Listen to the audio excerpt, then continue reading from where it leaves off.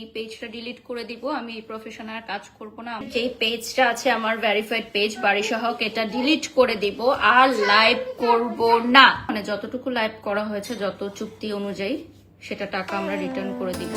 এবার তনির যন্ত্রণায় বাড়িসহক থাকবেন না আর সোশ্যাল মিডিয়াতে। নিজের 1.9 মিলিয়ন ভেরিফাই ফেসবুক পেজটি ডিলিট করে দিবেন তিনি, থাকবেন না এই প্রফেশনে। এমনটি জানিয়েছেন তিনি লাইভে এসে। বলেন যাদের সাথে কন্টাক্ট হয়েছে তাদের লাইভগুলো করার চেষ্টা করব, আর না পারলে ড্যামারেজ দিয়ে দিব তাদেরকে। বাড়িসহক নাম উল্লেখ না করেই বলেন একজন মেয়ে হয়ে আরেকটি মেয়ের কিভাবে ক্ষতি করে, যেভাবে আমাকে নিয়ে সোশ্যাল মিডিয়াতে এসে বাজে মন্তব্য করেছে আমি খুবই কষ্ট পেয়েছি। একটা লাগাই কি কোন একটা এরকম বেলুনের মতো ফুললে থাক ওজন কমতাছে, আবার তো এমন ওজন কমতাছে।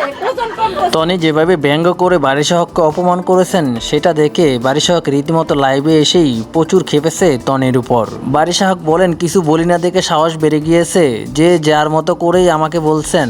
এরকম মন্তব্য করেই কিন্তু বাড়িসহককে কাঁদতে দেখা গিয়েছে লাইভে। সাহস অনেক বেড়ে গেছে সবার, কিছু না বলতে বলতে চুপ থাকতে সাহস বেড়ে গেছে। কিছু বলি না বলে কি সাহস বেড়ে গেছে সবার। এই কষ্ট থেকেই তিনি গতকালকে লাইভে এসে জানান তিনি আর এই সোশ্যাল মিডিয়াতে থাকবেন না এবং নিজের 1.9 মিলিয়ন ভেরিফাই ফেসবুক পেজটিও ডিলিট করে দিবেন। এই প্রফেশন ছেড়ে দিয়ে হয়তোবা তিনি বিজনেসে মনোযোগী হবেন। আমি একটা ক্যাপশন দিয়েছি যে আমাদের পেজটা আমি ডিলিট করে দিব।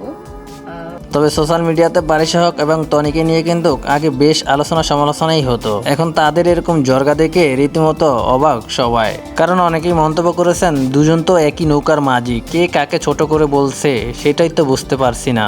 আরো বিভিন্ন কমেন্ট রয়েছে তনি এবং বাড়িসহককে নিয়ে, অনেকেই মন্তব্য করতো তারা সোশ্যাল মিডিয়ার একটি বিনোদন অংশ।